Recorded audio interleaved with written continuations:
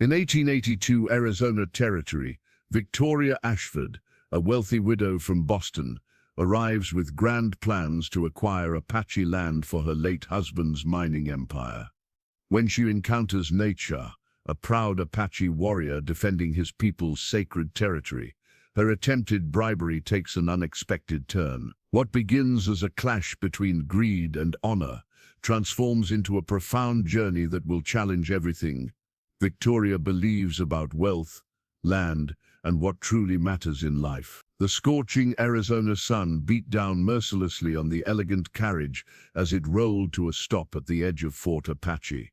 Victoria Ashford stepped out, her emerald silk dress a stark contrast to the dusty, unforgiving landscape that stretched endlessly before her. At 32, she possessed the kind of beauty that wealth preserved, porcelain skin protected from harsh weather, auburn hair styled in elaborate curls, and green eyes that had never known true hardship.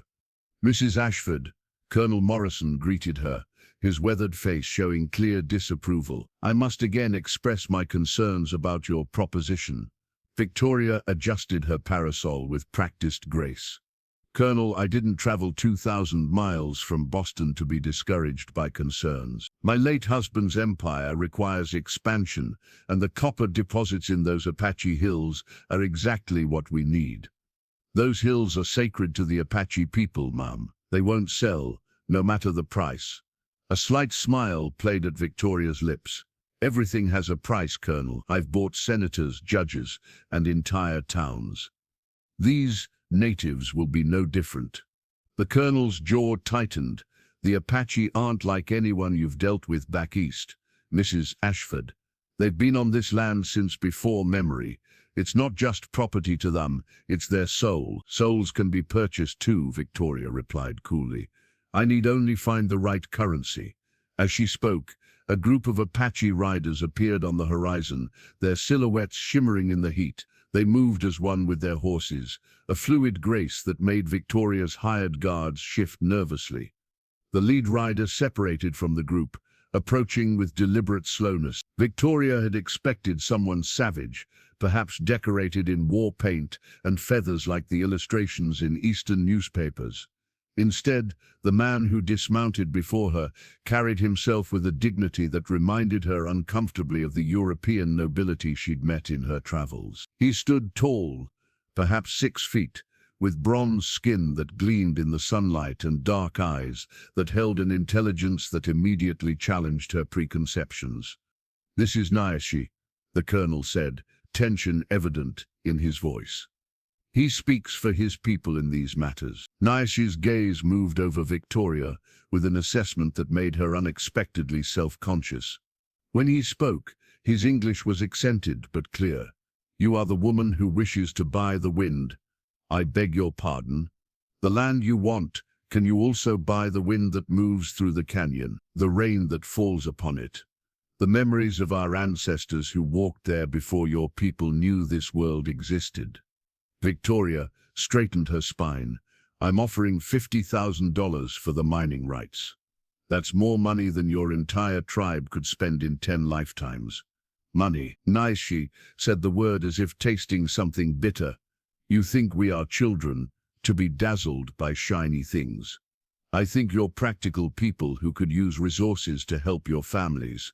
With that money, you could build schools, buy medicine, provide food through the winter months. We had all we needed before your people came. Schools that taught wisdom, not greed. Medicine from the earth that healed both body and spirit. Food that the land provided freely." His voice carried no anger, only a deep sadness that Victoria found oddly unsettling. She stepped closer, lowering her voice to what she considered her most persuasive tone. "Mr. Naiche, I understand tradition, but times are changing. Your people can either adapt and prosper, or resist and suffer. I'm offering prosperity. You offer slavery with golden chains." The bluntness of his response caught her off guard. Victoria wasn't accustomed to being refused, especially not so directly. In Boston, people at least pretended to consider her offers before accepting them. "Perhaps we could discuss this privately," she suggested, glancing meaningfully at the colonel and the gathered soldiers. Just the two of us. I find negotiations work better without an audience. Naiche studied her for a long moment. You wish to speak alone with an Apache warrior. Your people would say this is inappropriate. I'm not most people, Mr. Naiche. I'm a businesswoman, and I don't let propriety stand in the way of progress. Something flickered in his eyes. Respect, perhaps, or curiosity. Tomorrow, at sunrise, there is a place where the river bends, a mile north of here. Come alone. That's highly irregular. Colonel Morrison began, but Victoria raised her hand. I'll be there. As Naiche mounted his horse and rode away, the colonel grabbed Victoria's arm. Mrs. Ashford, you can't be serious. Meeting him alone could be dangerous. She pulled free of his grip. Colonel, I've negotiated with far more dangerous men than him. Besides, she watched Naiche's retreating figure. He doesn't strike me as the type to harm an unarmed woman. You don't know these people. No, Victoria admitted, but I know people, and that man has something more valuable than pride preventing him from accepting my offer. I intend to find out what it is. That night, Victoria lay in her quarters at the fort, unable to sleep. The desert sounds were alien to her, coyotes howling in the distance, the wind carrying whispers of a world she didn't understand. She thought of Naiche's eyes, how they'd looked through her rather than at her, as if seeing something she herself couldn't perceive. In Boston, she'd been renowned for her business acumen, taking her late husband's modest fortune and transforming it into an empire. She'd crushed competitors, bought politicians, and navigated the treacherous waters of high society with ruthless efficiency. Yet here, in this desolate place, facing a man who owned nothing by her standards, she felt oddly uncertain. Before dawn, she dressed in her simplest riding outfit, still elaborate by frontier standards, and slipped out of the fort. The guard tried to protest, but she silenced him with a look that had cowed board members and senators alike. The ride to the river bend was surreal in the pre-dawn darkness. Stars blazed overhead with an intensity impossible in Boston's gas-lit street. The desert, which had seemed barren and hostile in daylight, now hummed with hidden life. Naiche was already there when she arrived, standing by the river's edge. In the growing light, she could see his face more clearly, strong features carved by wind and sun. But also something else, a weariness that seemed too heavy for someone who couldn't be more than 35. You came, he said simply. I always keep my appointments, even when they might be traps. Victoria dismounted, approaching him with affected confidence. Is this a trap, Mr. Naiche? No, but your colonel thinks it is. He has men watching from the ridge. She turned, seeing nothing but empty landscape. How could you possibly know that? The land tells us many things. If we listen, he gestured to a flat rock near the water. Sit. You wish to understand why we won't sell. I will show you. Victoria sat, acutely aware of how out of place her silk and lace looked against the ancient stone.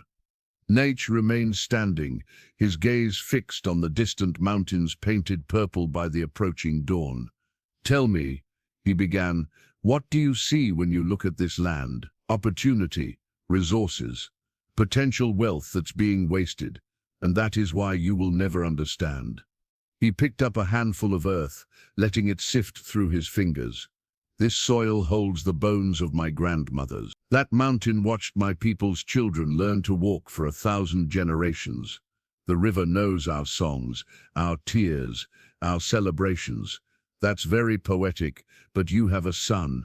The statement stopped her cold. How did you know that? The colonel speaks freely when he drinks. Your son is 8 years old. He stays in Boston with your sister while you travel for business. Victoria stiffened. What does my son have to do with anything? If someone came to you and offered gold for him, would you sell? That's completely different. We're talking about land, not people. To us, there is no difference. The land is our mother. Would you sell your mother? My mother is dead, Victoria said curtly. So are many of ours. Killed by soldiers, by disease your people brought, by the starvation that comes when buffalo are slaughtered for sport. Yet still we don't sell our mother." The pain in his voice was subtle but unmistakable. Victoria found herself genuinely curious despite her frustration. "You speak as if you've lost someone specific." Naiche was quiet for so long she thought he wouldn't answer. When he finally spoke, his voice was soft. "My wife, my daughter, 3 winters ago. Soldiers came to move us to better land. There was resistance. Shots were fired." He paused. "They were not resistors. They were gathering herbs for medicine." I'm sorry." The words came unbidden, surprising her. "Your sorrow changes nothing." "No, but perhaps my offer could. With the money I'm providing, your people could buy protection, legal representation, ensure such things don't happen again." Naiche turned to face her fully then, and the intensity of his gaze made her breath catch. "You think your paper money can bring back the dead, can make the wind carry my daughter's laughter again?" "No, but then what good is it?" Victoria stood, pacing in frustration. "You're being deliberately obtuse. I'm trying to help your people survive in a changing world." "Survive?" He seemed to taste the word. "Is that what you do in your great houses in Boston? Survive? I thrive. Do you? When did you last watch a sunrise without calculating its value? When did you last hear your son laugh without thinking of the business appointment you were missing?" The questions hit closer to home than Victoria cared to admit. "You don't know anything about my life. I know you came here alone. A wealthy woman with everything, yet no one to share it with. Your husband is dead. Your son is raised by others. And you fill the empty spaces with gold that makes you feel powerful but never warm. How dare you?" "I dare because you asked to understand. This is understanding. You see land as commodity because you have forgotten what it means to belong to something greater than yourself." Victoria's anger flared. "And you'd rather see your people starve with dignity than prosper with compromise. We don't starve. The earth provides. The earth won't provide when the army comes to take it anyway, and they will come, Mr. Naiche. If not for my money, then with guns. At least my way your people get something. We get to be the ones who sold our mother. That shame would poison us faster than any bullet." The sun had fully risen now, painting the desert in shades of gold and red. Victoria watched Naiche's profile against the lightening sky, and felt something she hadn't experienced in years. Genuine intrigue. Every man she'd known could be bought, seduced or intimidated, but this one seemed to exist outside her understanding of power. "There must be something you want," she said finally. "Everyone wants something." Naiche looked at her with something that might have been pity. "I want my daughter to dance at her wedding. I want my wife to sing our son to I want the buffalo to return and the soldiers to vanish like morning mist." "Can your money give me these things?" "No," Victoria admitted quietly. "Then we have nothing to discuss." He turned to leave. "Wait." The word escaped before she could stop it. I'd like to understand. Truly understand. Not for business, just to know." He paused, looking back at her. "Why?" Victoria found herself being honest in a way she hadn't been in years. "Because you're the first person in a very long time who's looked at me and seen something other than dollar signs or an opportunity. You look at me like you feel sorry for me. No one has ever felt sorry for me before." "Tomorrow," he said after a long consideration. "Same place, but not to negotiate, to learn." As he walked away, Victoria called out, "Why would you teach me? What could you possibly gain?" He stopped, but didn't turn around.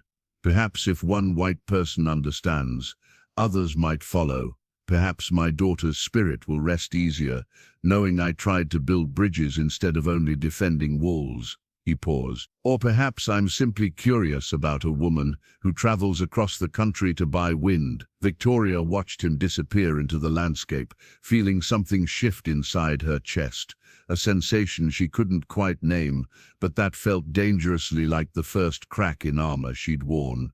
For so long she'd forgotten. It wasn't part of her skin. She returned to the fort to find Colonel Morrison waiting, his face stern with disapproval. "Mrs. Ashford, this has to stop. Fraternizing with the enemy." "Enemy?" Victoria cut him off.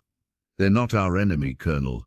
They're simply people trying to hold on to what's theirs. That's a dangerous way of thinking out here, perhaps, but I'm beginning to think the danger isn't where we assume it is." She retired to her quarters, her mind churning with thoughts that had no place in her carefully ordered world. For the first time since her husband's death 2 years ago, she felt truly alive. Not the sharp, predatory aliveness of closing a business deal, but something deeper, more unsettling. That evening, as she sat at her writing desk to compose a letter to her son, she found herself unable to find the words. How could she explain this place to him? How could she describe Naiche's eyes, the weight of history in his voice, the way the desert made her feel both infinitely small and somehow more real than she'd felt in years? Instead, she wrote simply, "My dear William, I am learning things here that no amount of money could buy. I hope someday to teach them to you." Victoria arrived at the river bend before sunrise, surprising herself with an eagerness she hadn't felt since childhood Christmas mornings. The desert air carried a chill that made her pull her shawl tighter, though she'd traded her elaborate dresses for a simpler cotton riding outfit, still fine by frontier standards, but a concession nonetheless. Naiche emerged from the shadows like he was part of them, moving with that unsettling silence that made her wonder if he'd been there all along, watching her arrive. "You came early," he observed. "I don't like being late." "No, you don't like not being in control." He gestured for her to follow him. "Today you learn to give up control. I didn't agree to. You asked to understand. Understanding requires releasing what you think you know." He began walking along the river's edge. "Tell me, what do you hear?" Victoria listened. Water, wind, birds beginning to wake. "You hear sounds. Listen deeper." She tried, genuinely tried, but heard nothing more. "I don't understand what you want from me." Naiche knelt by the water, motioning for her to do the same. The ground was rough against her knees, dust immediately marking her skirt, but she found she didn't care as much as she should have. "The river," he said, "tells stories. This part, where it runs fast, it speaks of the mountains, of snow melting under spring sun. Here, where it slows, it remembers the deer that drank yesterday, the hawk that caught a fish at sunset. That's interpretation, not listening." "Is it?" He picked up a smooth stone. "How old is this rock? How could I possibly know that?" "Feel it." Victoria took the stone reluctantly. It was smooth, worn, fitting perfectly in her palm. "It's just a rock. It was once part of the mountain, broken off by ice, carried by floods, worn smooth by countless seasons. It has traveled farther than you ever will, seen more than your cities will ever see. And you call it just a rock." Despite herself, Victoria found the stone's weight oddly comforting. "You see poetry in everything. I see truth. You see profit. Which of us is blind?" The question stung more than she cared to admit. "I've built an empire. That requires vision. You've built walls. Even now you wear them." He gestured to her. "Your dress, though simpler than before, still declares your difference. Your posture says you're here, but not present. Your eyes look but don't see." "Then teach me to see." For the first time since she'd met him, Naiche smiled, barely a movement of lips, but it transformed his face. "The woman who would buy wind wants to learn to see it. Don't mock me." "I'm not mocking. I'm surprised." He stood, offering her his hand. Victoria stared at his extended hand, calloused, scarred, the hand of someone who knew real work. When was the last time someone had offered her help without wanting something in return? She took it, letting him pull her to her feet, and was startled by the warmth of his touch. "Come, there's something you should see." They walked in silence for perhaps a mile, leaving the river behind and entering a canyon she hadn't known existed. The walls rose around them, red rock painted with shadows and light in patterns that seemed almost deliberate. "Look," Naiche pointed to the canyon wall, At first, Victoria saw nothing special. Then, as her eyes adjusted, she gasped. Images emerged from the rock, figures dancing, hunting, living, handprints, spirals, stories painted in rust and black and white. How old are these? Older than your country, older than your memory. My people have been marking this place since before your ancestors knew the world was round. Victoria moved closer, drawn despite herself. One image showed a woman holding a child, and something about the simple lines conveying such tenderness made her throat tight. My daughter loved this one, Naiche said quietly, indicating a small handprint low on the wall, obviously made by a child. She would put her hand over it and laugh, saying she was touching the past. What was her name? Ayana. It means eternal blossom. His voice carried love and loss in equal measure. She was 6 winters. Victoria found herself reaching toward the small handprint, stopping just short of touching it. My son is 8. William. She paused, realizing how little she actually knew about his daily life. He likes to read, but not to you. It wasn't a question. Victoria felt exposed in a way that had nothing to do with physical vulnerability. I've been building his future, securing his inheritance, building him a cage of gold like your own. It's not a cage, it's security, power. Options. Naiche turned to face her. Can he choose to wake with the sun and sleep with the stars? Can he choose to run barefoot through grass without worrying about propriety? Can he choose to be anything other than what your money demands he become? He can choose to never go hungry, never be powerless, never. She stopped, hearing her own fears in the words, never be like you were once. Victoria's breath caught. What makes you think wealthy-born women don't hold themselves like they're ready for attack? They don't calculate exits when they enter rooms. They don't wear power like armor. His observation was gentle but precise. You weren't always Victoria Ashford of Boston. She turned away, pretending to study the cave paintings but really gathering her composure. No one had seen through her carefully constructed identity before. My name was Mary Catherine O'Brien. I grew up in the Irish slums of New York. My father died in a factory accident when I was 12. My mother took in washing until her hands bled. I swore I'd never be poor again. And so you became someone else. I became someone better. Did you? The question hung between them. Victoria, Mary Catherine, felt tears threatening for the first time in years. I survived. So did I, after my family died. But survival and living are not the same thing. She turned on him then, anger flashing. Easy for you to say. You never had to watch your mother beg for work. Never had to steal food to feed younger siblings. Never had to see. She stopped, appalled at how much she was revealing. No. Naiche agreed quietly. My sufferings were different, but pain is pain, and running from it, whether into the desert or into wealth, doesn't heal it. I'm not running. Then why are you here? Why do you need this land so desperately that you'd travel across the country? What are you really trying to buy? Victoria had no answer. The truth was, she didn't know anymore.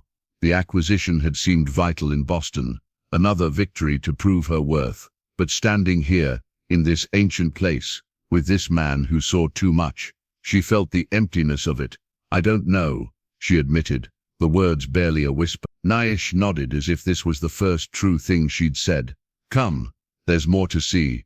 They spent the day walking the land he was meant to sell. He showed her places where medicinal plants grew, explaining their uses with a knowledge that put her expensive Boston doctors to shame. He pointed out animal tracks, reading stories in the dust that seemed impossible to discern. He taught her to find water by watching birds, to predict weather by feeling the wind. Your people think the land is empty, he said as they rested in the shade of a massive rock formation. But it's more alive than your cities. Every plant, every creature, every stone has purpose. Even the scorpions. Victoria asked, eyeing one suspiciously as it scuttled past.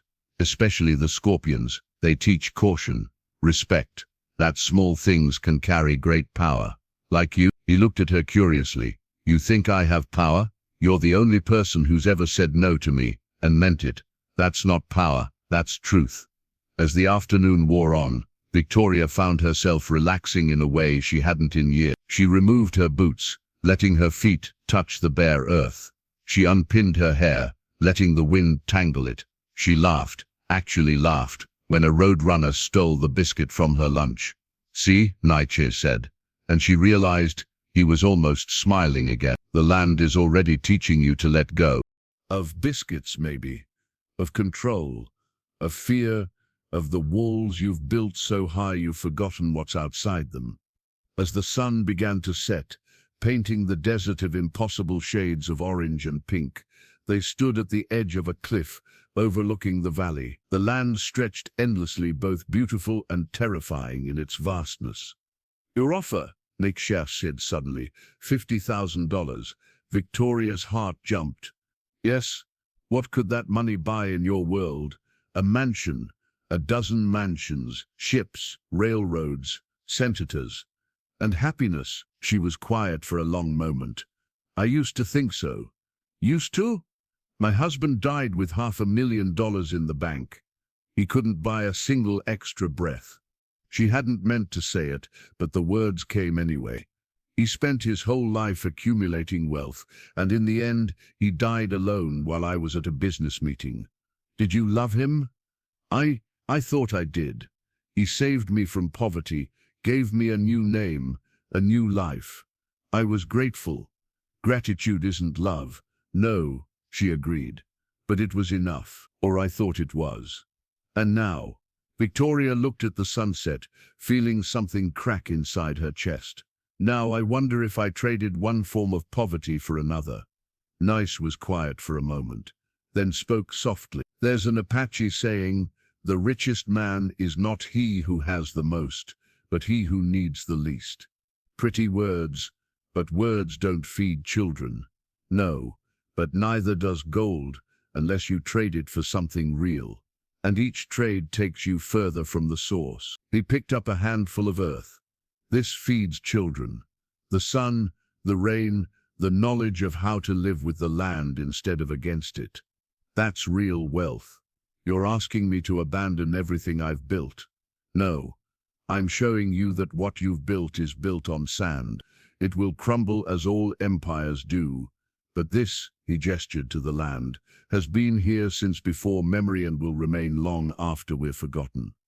As darkness began to fall, they made their way back toward the fort. Victoria was surprised to find herself reluctant to leave, to return to her structured world of contracts and calculations. "Tomorrow," she asked, as they parted at the edge of the fort. "You still wish to learn?" Yes. "Then tomorrow, but not at the river. Meet me at the place where 3 cottonwoods grow together, south of here. You'll know it when you see it." "Why there?" "Because tomorrow you learn about loss. And that place, that's where I learn." That night Victoria lay awake thinking about handprints on stone, about a little girl named Diana, who would never touch them again, about her own son, who she'd touched so rarely she couldn't remember the feel of his hand in hers. She thought about Mary Catherine O'Brien, that frightened girl she'd buried under silk and sophistication. Had she saved that girl, or killed her? And which version was real? Unable to sleep, she went to her travel desk and began to write. "Dear William, do you remember when you were very small and you asked me why the sky was blue? I told you it was because of light refraction through atmospheric particles. You looked at me with such confusion, and I felt proud that I could give you a scientific answer. But today, a man told me the sky is blue because it reflects the tears of joy from the earth when it sees the sun each morning. It's not scientific, it's not factual, but somehow it feels more true. I'm learning that there are different kinds of truth, my son, and perhaps the truths I've been teaching you about wealth and power and success are the least important ones. I miss you, not the idea of you, not the future version of you I've been building toward, but you, the boy who asked about the sky, the child I've been too busy to know. When I return, things will be different. I promise you that, though I'm not sure yet what that means. All my love, Mother." She sealed the letter, knowing it would confuse him, probably worry her sister, certainly alarm her business partners if they knew. But for the first time in years, she'd written something true. "Tomorrow," Naiche had said, She would learn about loss. Victoria thought she already knew about loss, her parents, her husband, her identity as Mary Catherine, but lying there in the darkness, listening to coyotes call across the desert, she suspected she was about to learn that she hadn't truly lost anything yet, because she'd never truly had anything to lose. The moon rose full and bright, casting silver light across her room. Through the window she could see the desert, transformed, made magical and mysterious by the night. Somewhere out there, Naiche was probably sleeping under stars, connected to the earth in a way she was only beginning to understand. She thought of his hand pulling her to her feet, warm and steady. She thought of his almost smile.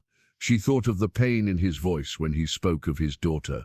And she realized, with a start that felt like stepping off a cliff, that she wanted to take away that pain. Not with money, not with deals, but somehow, impossibly, with her presence. It was a dangerous thought for a woman who'd spent 20 years learning not to care. But the desert, it seemed, was teaching her to remember feelings she'd buried deeper than any Irish grave. The 3 cottonwoods stood like sentinels against the morning sky, their leaves whispering secrets in a language Victoria was only beginning to hear. She found Naiche sitting beneath them, his eyes closed, so still he might have been carved from the red rock itself. "You're praying," she said softly, not wanting to intrude. "Remembering," he corrected, without opening his eyes. "This is where they're buried." Victoria's breath caught. She looked around, seeing no markers, no signs of graves. "Your wife and daughter? The army wouldn't let us bury them in our sacred grounds. Said it was government property now, so I brought them here, where the cottonwoods could watch over them." He opened his eyes, and the raw pain in them made her chest ache. The trees remember when others forget. She sat beside him, careful to maintain respectful distance. "Tell me about them." "Why?" "Because." Victoria struggled for words that wouldn't sound hollow. "Because they mattered. Because they should be remembered by more than trees." Naiche was quiet for so long she thought he wouldn't answer. When he spoke, his voice carried the careful tone of someone handling precious, fragile things. "Soyala, my wife." Her name meant time of the winter solstice. She was born during the longest night of the year, but she carried summer in her smile. She could make anyone laugh, even the sternest elder. Even me, when the weight of leading grew too heavy. His lips curved slightly at some private memory. She would dance when she cooked, singing songs she made up about whatever she was making. Terrible songs.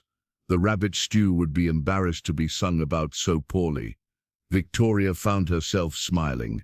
"She sounds wonderful." "She was difficult," Naiche corrected, but with such affection that it sounded like praise. "Stubborn, questioned everything. Refused to accept, because it's always been done this way," as an answer. "The elders said I was foolish to marry such a headstrong woman. But you did anyway." "I did, because she made me see the world differently. Through her eyes, everything was possible. Change, hope, a future where our children could be both Apache and part of the new world." His voice cracked slightly. "She believed we could adapt without losing ourselves. And Ayana was her mother in miniature, 6 winters old, but already questioning everything. 'Why, Papa?' was her favorite phrase. 'Why is the sky blue? Why do birds fly? Why do white people want our land?' He picked up a handful of earth, letting it sift through his fingers. "I had answers for everything, except the last question. I still don't." Victoria wanted to explain, to justify, but found she couldn't. How could she explain greed to someone who shared everything? How could she justify taking to someone who only knew giving? "How did it happen?" she asked quietly. "The soldiers came at dawn. Said we had 3 days to move to the new reservation." Sayala argued of course she did. She was 8 months with child, couldn't travel. The captain said it wasn't his problem. Naiche's hands clenched. That night, she started bleeding. The baby was coming too early, too fast. She needed the medicine plants that grew by the sacred springs. He stood abruptly, walking to the largest cottonwood, placing his hand against its bark. I told her not to go, begged her, but Ayana was getting sicker too, fever from the stress, the fear. Sayala said she could slip out, gather what was needed, be back before sunrise. She took Ayana because our daughter knew the plants too, had the smallest fingers for picking. Victoria rose, drawn by the agony in his voice. Naiche. The soldiers saw movement in the darkness. They'd been drinking, were nervous about Apache resistance. They fired without warning. 17 bullets. His voice went flat, emotionless. I counted the holes. 17 bullets for a pregnant woman and a 6-year-old girl gathering medicine. Oh God. Victoria's hand went to her mouth. Your God wasn't there that night. Neither were our spirits. There was just noise and blood, and my daughter asking why her mother wouldn't wake up. He turned to face her, and his eyes were dry but devastated. She died in my arms at sunrise, still asking why. Victoria felt tears streaming down her face, unexpected and unstoppable. I'm so sorry, I'm so sorry. Your people's apologies are worth less than your money. No, she said firmly, not your people's apology, mine. My personal sorrow for your loss. Mother to father, human to human. Something shifted in his expression. You speak as a mother, but you don't live as one. The words cut deep, because they were true. I know. I've been a provider, not a parent. I thought giving William everything meant giving him things. Security, status, wealth. And now I wonder if I've given him nothing at all. She moved closer to Naiche, drawn by shared pain. My husband, when he died, William didn't cry. He asked if it would affect his trust fund. He was 6 years old, and his first thought was about money. I've raised a child who sees the world through ledgers. Then you understand loss, do I? I'm beginning to think you can't lose what you never truly had. And I never truly had William. I had a sun-shaped responsibility, a living legacy, but not a child. Naiche studied her for a long moment. You could change that. Could I? He doesn't know me. I don't know him.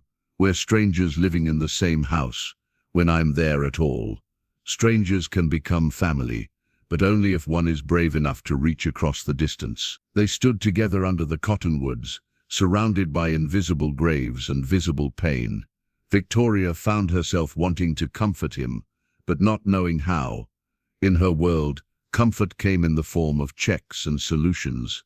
Here, in this raw place of earth and sorrow, those tools were useless. Teach me, she said suddenly. Teach you what? The songs. The ones Sayala sang, the stories you told Ayana. Teach me what they knew. Naiche's eyes widened slightly. Why? Because they shouldn't die with you. Because someone should carry them forward. Because she struggled for honesty. Because learning what they loved might be the only way to truly understand what you lost. For the first time since she'd met him, Naiche looked genuinely surprised. Then, slowly, he began to sing. The words were in Apache, the melody unlike anything Victoria had heard. Not sad exactly, but carrying the weight of generations, the depth of earth and sky. What does it mean? She asked, when he finished. It's the song mothers sing to their children during their first thunderstorm. It says the thunder is the sky's drum, calling the rain to dance. That lightning is the earth reaching up to touch the clouds. That fear is just excitement wearing a mask. Sayala sang this to Ayana, and Ayana sang it to her dolls, to the horses, to me, when I came home weary from dealing with the army. His voice caught. She said everything needed comfort sometimes, even warriors. Without thinking, Victoria reached out and took his hand. He stiffened, but didn't pull away. They stood like that, two people who'd forgotten how to be comforted, learning again under the patient watch of trees.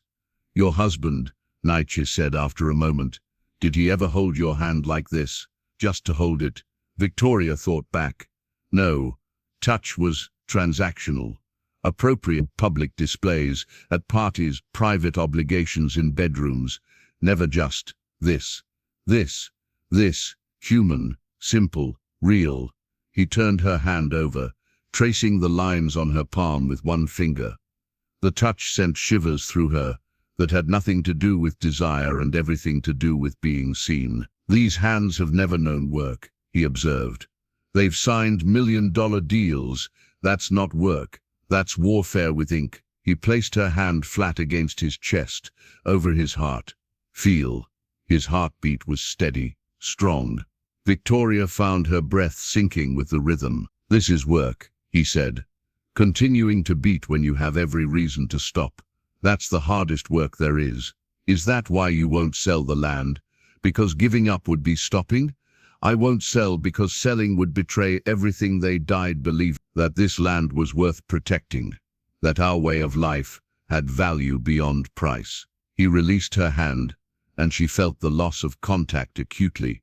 But also, because fighting you, teaching you, watching you begin to understand, it's the first thing that's made me feel alive since they died. The admission hung between them, dangerous and honest. I should disturb you, Victoria said. I represent everything that's destroying your world. You did disturb me. You do, but not how you think. He walked back to sit beneath the trees, gesturing for her to join him. You're like looking in a mirror made of water, familiar but reversed. You've lost yourself in gaining the world. I've lost the world, but kept myself. Neither of us is whole.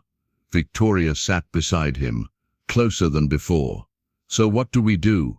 I don't know. This isn't a problem that can be solved with signatures or ceremonies. It's bigger than your money or my tradition. Is it? She turned to face him fully. Or are we making it bigger, because that's easier than admitting what's actually happening here? What's happening here? Victoria's courage almost failed her. 20 years of building walls, of calculated relationships, of never showing vulnerability, all of it screamed at her to stop. But under the cottonwoods, with the weight of ghosts and the warmth of unexpected connection, she spoke truth. I'm falling into something I don't understand, with a man I should see as an obstacle. And every moment I spend with you makes me realize how empty my full life actually is. Naiche was quiet for so long, she wondered if she'd destroyed everything. The last time Soyala spoke to me, she said something strange. She said, if something happens to me, don't close your heart. The right person will come, even if they're wrong in every way. I'm definitely wrong in every way. Yes, he agreed, but there was warmth in it. You're everything I should reject. Wealthy, white, trying to buy what can't be sold. But you're also, what? Broken in ways that match my breaks. Like two halves of different vessels that somehow fit together. Victoria felt her heart racing. Naiche, I know, it's impossible. Your world would never accept it. Mine would see it as betrayal. When has acceptance ever mattered to either of us? You married a woman who challenged everything. I created an entire identity from nothing. This is different. Is it? Or is it just another kind of courage we need to find? He looked at her then, really looked at her. And Victoria felt seen in a way that was both terrifying and exhilarating. You would give up your world for this? For something that might be nothing more than desert madness? I think, Victoria said slowly, I would give up my world to find out if there's something real underneath it. And you're the first real thing I've encountered in 20 years. Your son will either learn that his mother is capable of choosing life over ledgers, or he'll inherit Edarev and become another hollow emperor.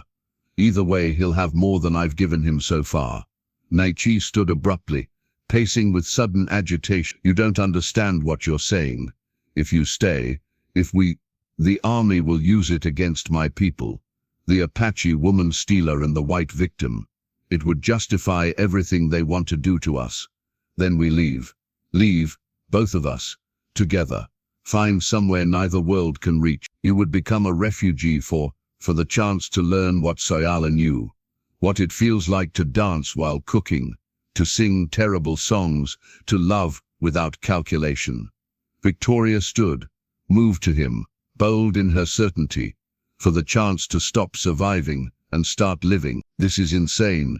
Yes, You've known me 3 days, and in those 3 days, you've seen more of me than anyone has in 32 years. Victoria, Mary Catherine, she corrected. If we're speaking truth, use my true name. Mary Catherine. The name sounded different in his voice, softer, more real. This path has no retreat. Once you step onto it, I've been retreating my whole life. Running from poverty into wealth, from vulnerability into power, from feeling into numbness. She took his face in her hands, feeling the warmth of his skin, the life pulsing beneath. I'm tired of running.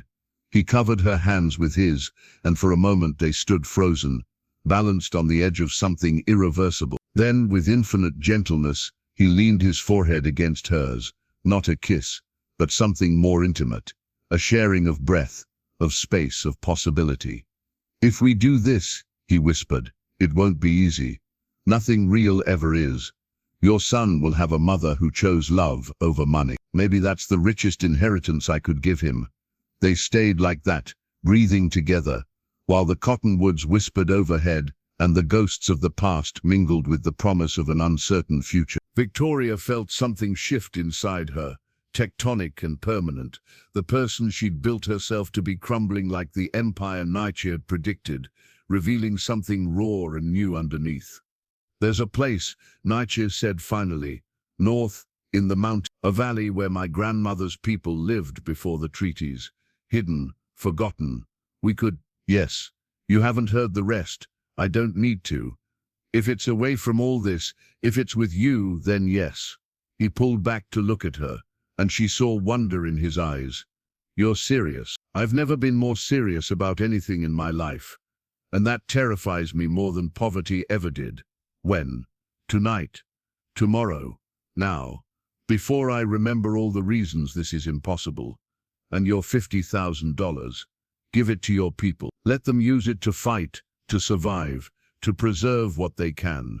Consider it dowry in reverse. For the second time that day, Naiche looked genuinely shocked. I would give every cent I have to feel what I feel right now for one more day. To learn what you know. To become who I was meant to be before the world taught me to be someone else. The Colonel will search for you. Let him. Victoria Ashford can disappear into the desert. Mary Catherine O'Brien was never here to begin with. My people will call me traitor, or pioneer. The first to find a different path. Naiche was quiet, wrestling with implications, possibilities, impossibilities. Then, with sudden decision, 3 nights from now, new moon, meet me here with only what you can carry on one horse. We'll travel in darkness, reach the mountains before they know we're gone. 3 nights. Victoria's heart raced with fear and exhilaration. What do I do until then? What you came here to do? Negotiate, make your offer. Be rejected, storm back to the fort in fury. Make them believe you're planning your next attack. He touched her face gently. Can you pretend for 3 more days? I've been pretending for 20 years. 3 days is nothing. And your son, Victoria's only hesitation came here. I'll write to him. Tell him the truth as much as a child can understand. Give him the choice when he's older. The empire or his mother. At least he'll have a choice. That's more than I had. You could be giving up everything for something that might fail. I'm giving up nothing for the chance at everything. She stepped back, already feeling the loss of his proximity. 3 nights. 3 nights. As she turned to leave, he called out, Mary Catherine. She turned back. Wear something you can ride in. And learn to trust the horse. Where we're going, the horses know the way better than any map. She smiled, a real smile, not the calculated expression she'd perfected for business. I'm learning to trust many things I never believed in before. Victoria's performance over the next 2 days was worthy of the stages she'd once dreamed of as a young girl in New York. She raged at Colonel Morrison about Apache stubbornness. She sent telegrams to her lawyers about potential legal maneuvers. She made a great show of studying maps and mineral surveys, all while her mind was on mountain valleys and new beginnings. But on the morning of the 3rd day, everything changed. She was in her quarters, carefully selecting what to pack, only practical things, nothing that would weigh her down, when Private Jenkins knocked urgently. Mrs. Ashford, the colonel needs you immediately. There's been an incident. Her blood went cold. What kind of incident? The Apache, ma'am. Naiche. He's been arrested. The world tilted. Victoria gripped the doorframe. On what charges? Conspiracy against the government, ma'am. Someone reported seeing him meeting with you in secret. They're saying he was planning an uprising, using you to get weapons. That's absurd. Yes, ma'am. But there's more. They found this in his belongings. Jenkins held out a piece of paper, her letterhead, her writing, promising $50,000. But the words had been changed, altered to look like she was funding a rebellion. This is forged. I never wrote this. I'm sure you didn't, ma'am. But with tensions as they are, the colonel has no choice but to investigate. He's requested your presence. Victoria's mind raced. Someone had been watching them. Someone who wanted Naiche silenced and her discredited. She followed Jenkins to the colonel's office, her practiced composure barely containing her panic. Colonel Morrison sat behind his desk, face grave. Beside him stood a man she didn't recognize, tall, thin, with the calculating eyes of a snake. Mrs. Ashford, this is Miss Cornelius Blackwood from the Bureau of Indian Affairs. Blackwood smiled, and it was like watching oil spread across water. Mrs. Ashford, I've heard so much about your negotiations. Where is Naiche? She demanded, abandoning pretense. The savage is in custody, Blackwood replied smoothly, where he should have been from the start. These secret meetings of yours, most inappropriate. We were discussing the land sale. At dawn? Alone? Multiple times? Blackwood's smile widened. Come now, Mrs. Ashford. We're all adults here. A wealthy widow. A savage who's lost his wife. Loneliness makes people do foolish things. The implication made her sick. How dare you? I dare because I have evidence. Your letters to him. I never wrote letters to him. No? Then explain this. He produced another forgery, this one even more damning, seeking love and escape. Victoria understood then. This wasn't about her and Naiche. This was about the land.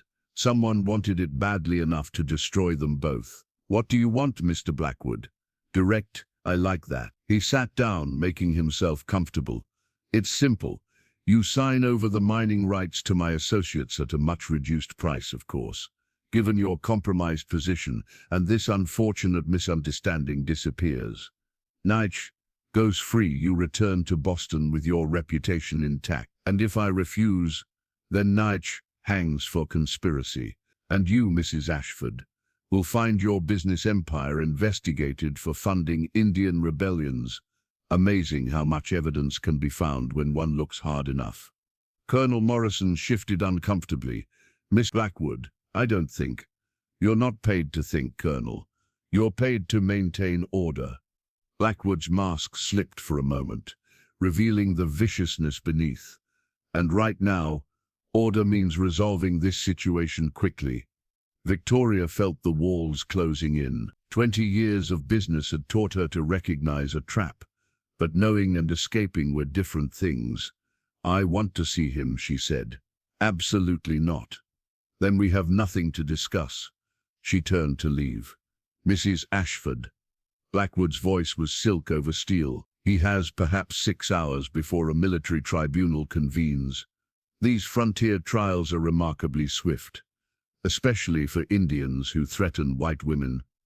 He never threatened me. No. A savage luring a respectable woman to isolated locations, taking advantage of her grief, planning to kidnap her for ransom. The story writes itself. Victoria turned back slowly. You're evil. I'm practical. The land contains enough copper to fuel American industry for decades. Your sentiment, his primitive attachment, these are obstacles to progress. He stood, moving closer. Sign the papers, Mrs. Ashford, or watch him hang at sunset. I need time to think. You have 1 hour. Victoria left the office, her mind spinning. Outside, she saw Apache women gathered at the fort's edge, waiting for news. Among them was an elderly woman, whose eyes held Naiche's intensity, Making a sudden decision, Victoria approached her. "You're his grandmother." The woman studied her for a long moment, then nodded.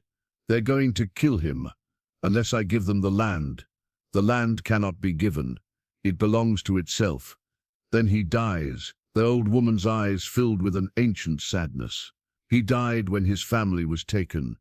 What they killed today is just his body." "No," Victoria said fiercely. "He was starting to live again.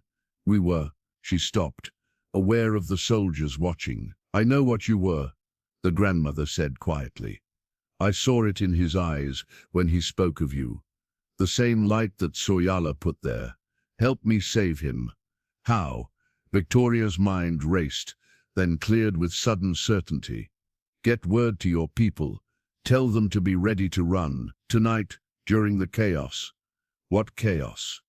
"The kind that $50,000 can buy." She returned to her quarters and summoned Jenkins, young, underpaid, and she'd noticed, sympathetic to the Apache. "Private, how much do you make a month?" $13, ma'am." She opened her trunk, pulling out stacks of bills. "Here's 5,000. There's another 5,000 if you do exactly as I say." His eyes widened. "Ma'am? Tonight, during the tribunal, the ammunition depot is going to explode. Accidentally, of course. In the confusion, certain prisoners might escape, certain army horses might go missing, and certain people might vanish into the desert. That's treason, ma'am.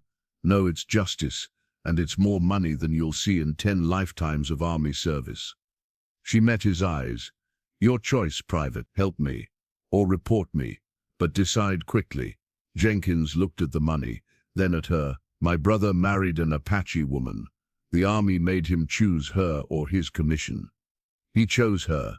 They live in Mexico now, happy but poor. He took the money. Tell me what you need." Within the hour, she was back in Morrison's office. Blackwood waited with documents spread across the desk. "Your decision? I'll sign, but only after I see him, alive and unharmed. You're hardly in a position to demands." "I'm exactly in that position. These papers are worthless without my signature, and if he's already dead or damaged, I'll burn everything I own before you see a cent." Morrison spoke up. "It's reasonable, Blackwood. Let her see him." Blackwood's jaw tightened, but he nodded. 5 minutes. They took her to the stockade, a miserable structure of adobe and iron. Naiche sat in the corner of a cell, bruised but unbroken. When he saw her, his eyes widened. "You shouldn't be here. Neither should you." She gripped the bars. "Listen carefully. Tonight, there will be chaos. When it happens, run north to the mountains. The place you spoke of. Mary Catherine, Victoria Ashford is signing papers and leaving for Boston. But Mary Catherine O'Brien might just disappear in the desert." She leaned closer, speaking rapidly. "Your grandmother knows. Your people will scatter. Some will be caught, but many will escape. You're risking everything." "No, I'm finally risking the right things, for the right reasons." "Time's up," Blackwood announced from behind her. She turned to face him, then back to Naiche, loudly, for Blackwood's benefit. "I hope you rot here, you savage. You've cost me everything." But her eyes said different things entirely. The tribunal convened at sunset, a farce of justice played out in the mess hall. Naiche stood in chains as Blackwood presented his fabricated evidence. Victoria sat in the witness chair, playing her part as the deceived woman, all while watching the windows for Jenkins's signal. "Mrs. Ashford," Blackwood questioned her publicly, "did this savage make inappropriate advances?" "He spoke of things beyond business," she said carefully, truthfully. "Threatened you?" "He threatened my worldview," she said, which Blackwood took as confirmation. The sun sank lower. Through the window she saw Jenkins moving toward the depot. Her heart hammered. Colonel Morrison stood to pronounce sentence, and the world exploded. The blast shook the entire fort, windows shattering, men shouting, "Fire!" erupted from the depot, ammunition cooking off in secondary explosions. "Attack!" someone screamed. "Apache attack!" In the chaos, Victoria moved. She grabbed the keys from a stunned guard, reaching Naiche's chains as soldiers ran toward the fire. "Now," she hissed. They ran into the confusion of smoke and shouting. Horses had been conveniently freed, stampeding through the fort. Apache prisoners were melting into the darkness, and in the middle of it all, Victoria Ashford vanished. She found the horse Jenkins had prepared, a sturdy Apache pony, not her usual mount. Naiche appeared from the smoke, and together they rode into the desert night. Behind them, the fort burned and raged.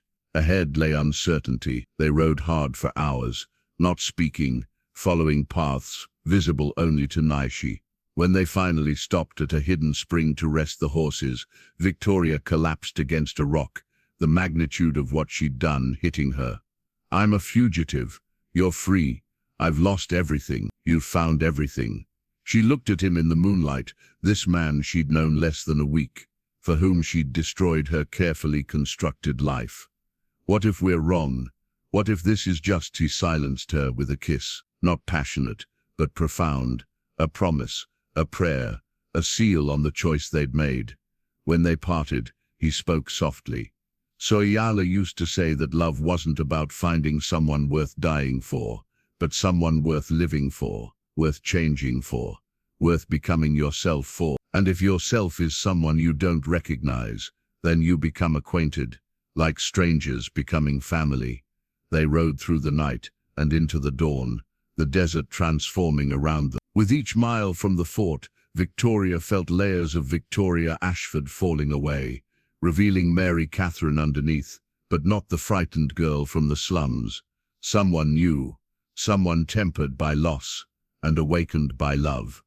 On the second night, they reached the mountains. The temperature dropped, the landscape changed from desert to pine forest, and in a valley hidden by ridges and time, they found the place Naiche had spoken of, abandoned Apache dwellings, a clear stream, meadows that would be green in spring. "It's beautiful," Victoria breathed. "It's hard, no servants, no comfort, no society, no lies, no pretense, no emptiness." She dismounted, walking to the stream, cupping the water in her hands. "I'll learn, to work, to survive, to be real. I'll teach you, and I'll teach you that not all white people are destroyers. That change doesn't always mean loss. We'll be alone here." "No," Victoria said, turning to him. "We'll be together." That night, in a shelter of stone and stars, they held each other, not as Apache and white, not as warrior and widow, but as two broken people finding wholeness in their shared fragments. But even in the peace of the valley, Victoria knew the world wouldn't let them go so easily. Blackwood would search. The army would hunt Naiche. Her disappearance would cause upheaval in Boston. "I need to write to William," she said on their third day. "Will he understand? Someday, maybe. Or maybe he'll hate me forever. But at least he'll know his mother chose love over ledger. That has to mean something." She wrote, by firelight, tears blurring her words. "My dearest William, by the time you read this you'll have been told many things about your mother. Some will be true. I am imperfect, selfish, often absent. Others will be lies. I am not kidnapped, not insane, not destroyed. I am for the first time in your life truly alive. I've left you everything material I could give. Money, property, a name that will open doors. But I've also left you something more. The knowledge that your mother finally chose courage over comfort, love over lucre, truth over treasure. Someday, when you're older, if you wish to understand, ask about Mary Catherine O'Brien. Ask about the Apache man who taught her to. Ask about the choice between surviving and living. Your aunt will raise you well. The lawyers will protect your inheritance. But if you ever feel the walls of wealth closing in, remember there are hidden valleys where real life waits, if you're brave enough to find them. All my love, the mother I'm finally learning to be." She gave the letter to an old Apache woman they met gathering herbs, along with gold to ensure its delivery. Then she let Victoria Ashford go completely, released like smoke into the mountain air. Mary Catherine's hands were no longer soft. They bore calluses from grinding corn, scars from learning to work hide, burns from mastering fire without matches. She stood at the edge of the valley, watching the sunrise paint the mountains gold, her once alabaster skin now kissed brown by seasons of sun. "You're thinking again," Naiche said, approaching with their morning water from the stream. "Remembering," she corrected. 3 years ago today, I arrived at Fort Apache in silk and superiority, and now." She looked down at her simple dress of traded cloth and handmade leather, then at him with eyes that held depths Victoria Ashford never possessed. "Now I know the difference between price and value." Their life had not been the romantic escape she might have once imagined. The first winter nearly killed her, not from cold, though that was brutal, but from the crushing realization of how helpless she was. Every skill she'd mastered in Boston meant nothing here. She couldn't make fire, couldn't identify edible plants, couldn't even cook without modern conveniences. "I'm useless," she'd wept one night after ruining their meager supply of cornmeal trying to make bread. "No," Naiche had said firmly, "you're learning. There's a difference." And learn she did, slowly, painfully, with a determination that surprised them both. The woman who'd once commanded servants now hauled water. The hands that had signed million-dollar deals learned to weave baskets. The mind that had orchestrated business empires applied itself to understanding weather patterns and animal behavior.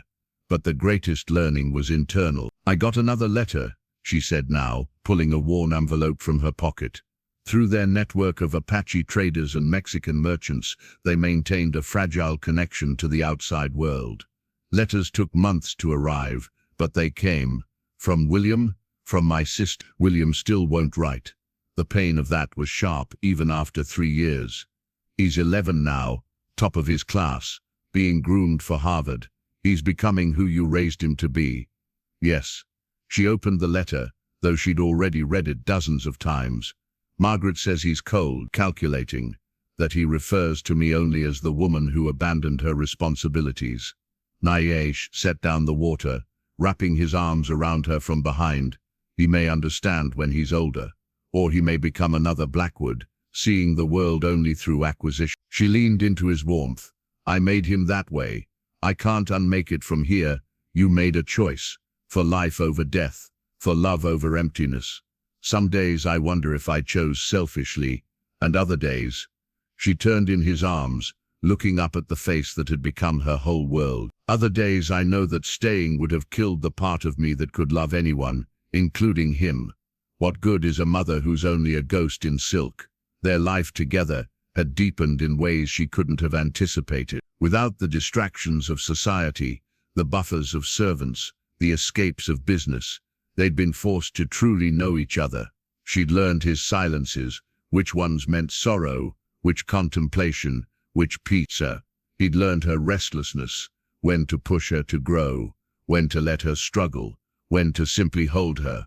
They'd fought, especially in the beginning, her privileged assumptions clashing with his hard-earned wisdom, his stubborn traditionalism meeting her need for some conveniences. But each conflict had worn away pretense, revealing truth beneath. "Do you regret it?" she asked him one night, during their second year, after a particularly harsh argument about her desire to trade for metal tools. William tried to resist, but his legs buckled. Naiche caught him with surprising gentleness, lifting the boy as if he weighed nothing.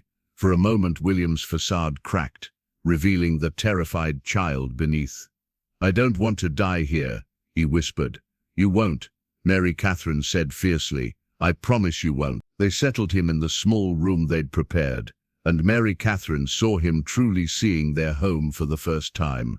His eyes catalogued everything, the handmade furniture, the woven rugs, the herbs hanging from the rafters, so different from the Boston mansion he knew. "You live like this?" Disgust and disbelief mingled in his tone.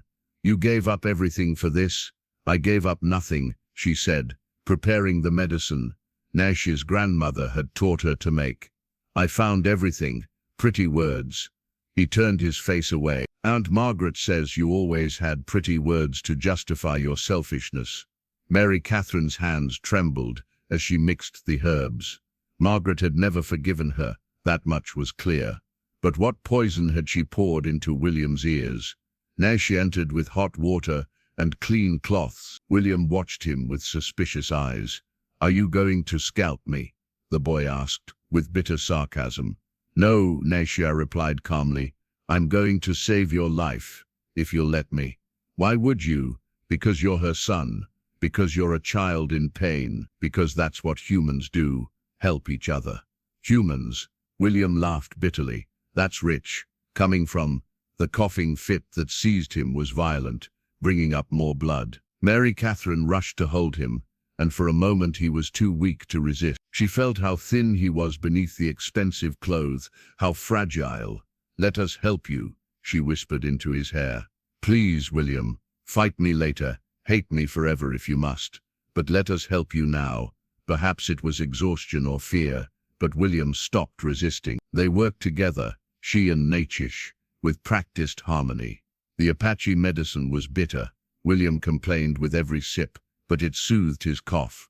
The poultices on his chest eased his breathing. Slowly, incrementally, he relaxed. "Sleep," Mary Catherine urged, smoothing his hair back from his fevered forehead. "Don't," he started to protest, but his eyes were already closing. "Don't leave. Never again," she promised.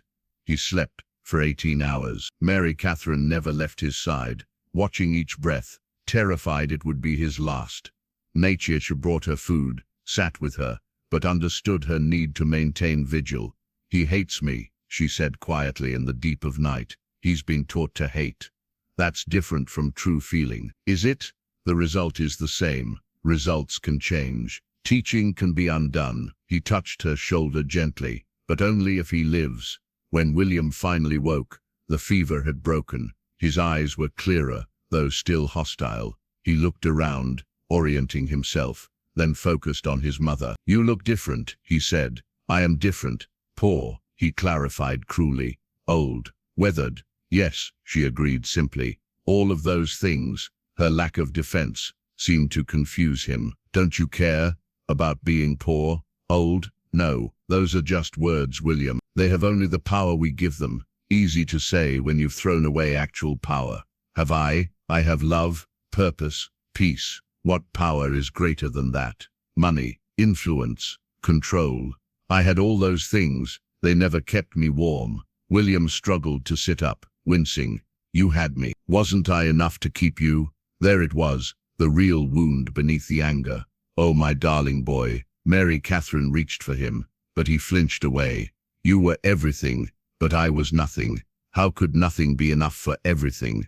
That doesn't make sense, doesn't." "William, when your father died, what did you feel?" The question caught him off guard. I don't know. Sad, I suppose." "You asked about the trust fund." His face flushed. "Aunt Margaret told you." "You were 6 years old and already thinking about money instead of mourning." "That's my fault, William. I taught you that. I showed you every day that wealth mattered more than warmth. You provided for me. I provided money, not presents, not love, not the things that make us human." "Mother, please," William was crying now. "This is my fault. Let me fix it." "There's nothing to fix, my love. This was always going to end this way." "No," he turned to Blackwood. "Take me instead. I'm the Ashford heir. I'm worth more." "William," Mary Catherine's voice was sharp. "Stop, but listen to me." She gripped his shoulders. "You are going to go home. You are going to grow up. And you are going to choose whether to be the man I was raising or the human being you've started to become here. That's how you fix this, by living better than we did. I can't lose you, not when I just found you. You're not losing me. I'll always be here." She touched his chest over his heart. "Every time you choose kindness over cruelty, connection over isolation, love over ledgers, I'll be there." She turned to Naiche, and everything she couldn't say aloud passed between them in a look. He nodded once, understanding. "Take care of him," she said simply. "With my life." "I know." The soldiers moved in with shackles. The metal was cold against her wrists. Familiar somehow. She'd worn invisible chains for so long. These physical ones seemed almost honest. "Wait," William broke free from Naiche's restraining hand, throwing himself at his mother. "I'm sorry. I'm so sorry. I didn't understand. I didn't." She awkwardly embraced him with her bound hands. "I forgive you. I forgave you before you were born for anything you might ever do. That's what love is. Please don't go. I have to. But William, look at me." She waited until his tearful eyes met hers. "This isn't the end. It's a transformation. Everything I was, everything I learned here, it lives in you now. You carry it forward. I don't know how." "Yes, you do. You've been learning for 6 weeks. Naiche will teach you more. And someday when you're ready, you'll teach others." Blackwood mounted his horse. "Enough. We have 3 days' ride to Fort Apache." As they led her away, Mary Catherine looked back once. Naiche stood with his arm around William's shoulders, both of them watching her go. The boy who'd arrived full of hate now sobbed for the mother he'd just truly found. "Be brave," she called out. Not sure which of them she was addressing. Perhaps both, perhaps herself. The journey to Fort Apache was a blur. Blackwood tried to interrogate her about the documents, but she maintained mysterious silence. Let him wonder. Let him worry. At the fort, they put her in the same cell where Naiche had been held 3 years ago. The irony wasn't lost on her. Colonel Morrison visited on the 2nd day. He looked older, wearier. "Why did you come back?" he asked. "For my son. He could have come to you in Mexico. You didn't have to surface here. He was dying. He needed Apache medicine, and he needed to understand who his mother really was. And now he's lost you again. No, now he has me forever. The May I chose to become, not the hollow thing I was." Morrison studied her. "Blackwood wants you hanged. I know. But there's talk in Boston. Your sister has been raising questions. Your son, William, he sent a telegram that has people stirring. And these documents Blackwood mentioned." Mary Catherine smiled slightly. "Interesting how powerful imaginary papers can be." Morrison's eyes widened slightly. Then he nodded. "Yes, interesting." He stood to leave, then paused. "The Apache man, Naiche, he's caring for your son. He's teaching him to be human. That's unexpected. The best truths usually are." The trial was set for a week later, but the night before, everything changed. Mary Catherine woke to commotion, shouts, running feet, the sound of horses. Her cell door opened, and William stood there, key in hand. "What? How?" Naiche created a distraction. "Small fire in the supply depot. Most of the guards are dealing with it." He pulled her to her feet. "We have minutes." "William, no, you'll be implicated." "I already am. I sent telegrams to every newspaper in Boston about Blackwood's corruption, the Army's murder of Apache women and children. Your true story. It'll be published tomorrow. We're both fugitives now." "Oh, William, what have you done?" "What you taught me. Chosen life over ledgers." They ran through the darkness to where Naiche waited with horses. He pulled her into a fierce embrace. "I thought I'd lost you. Never. Not even death could do that." They rode hard through the night, but not toward the valley. North, toward Canada. Naiche explained. The valley was compromised now. They needed new sanctuary. "All 3 of us?" Mary Catherine asked. "Family stays together," William said firmly. "You taught me that. Both of you did." They rode for weeks, using Apache trails and hidden water sources. William grew stronger with each day, his lungs clearing in the mountain air, his spirit expanding in the freedom. One night, camped under an ocean of stars, he asked, "Are you sorry about any of it?" Mary Catherine looked at her son, bronzed by sun, calloused from riding, laughing at Naiche's stories, and then at Naiche himself, the man who'd taught her to see beyond surface to soul. "Sorry, no. Grateful for all of it. Even the pain, because it led here. But you've lost everything." "Have I?" She gestured to the vast wilderness, the star-painted sky, the 2 people she loved most. "Or have I finally found what everything means?" William considered this. "Aunt Margaret would say we're fools.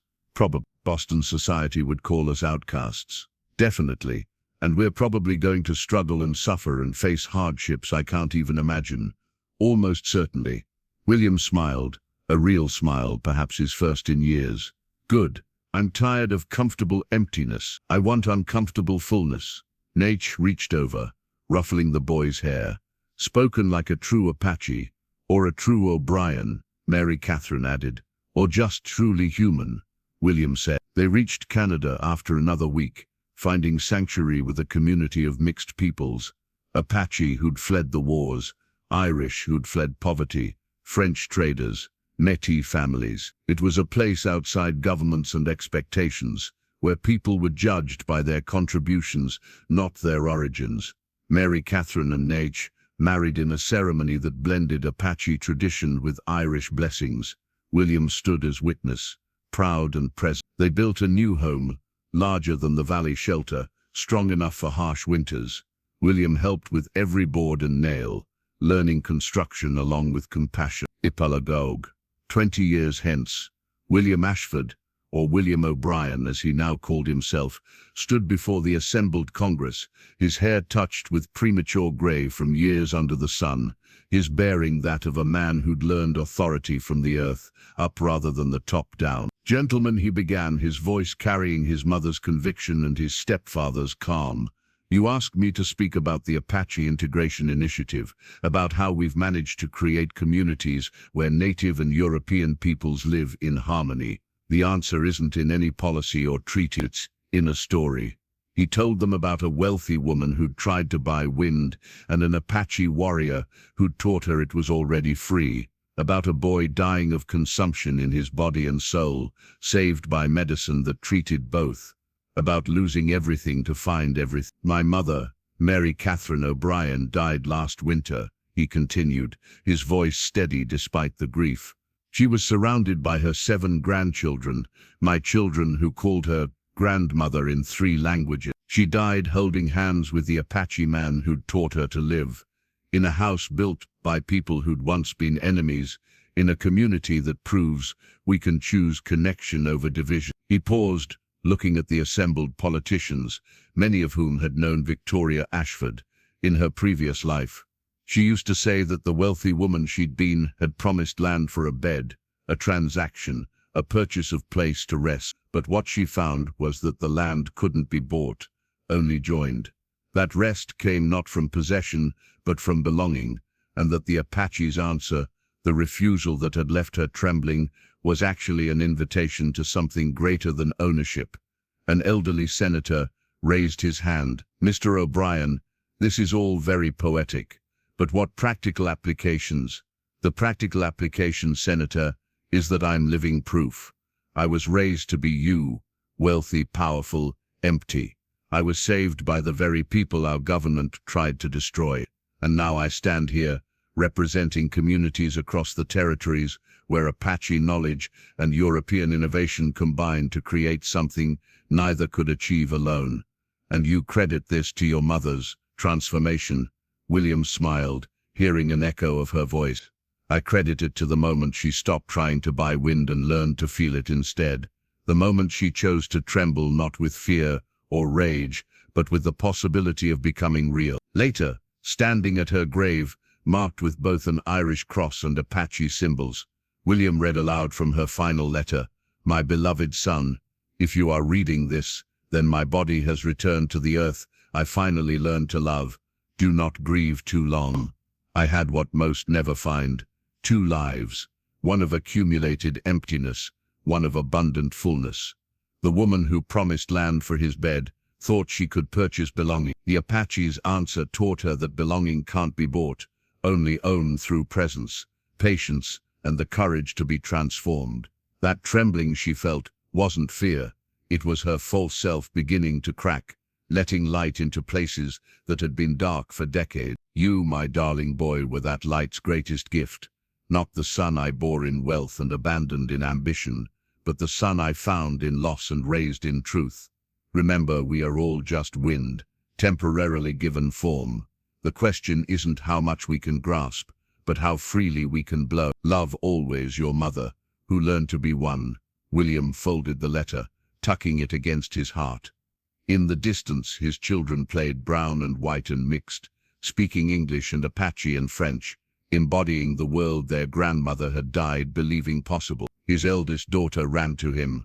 "Papa, tell us the story again, about the wealthy woman and the Apache warrior." "Which part?" "The ending. The part that makes you cry."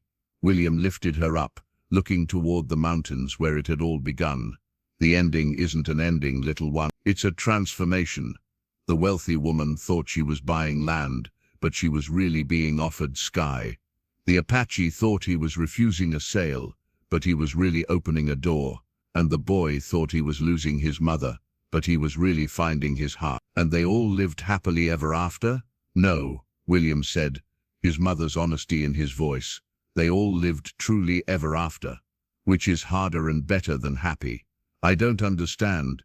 "You will," he promised, carrying her toward home. "When you're ready to stop buying wind and start feeling it, you'll understand everything."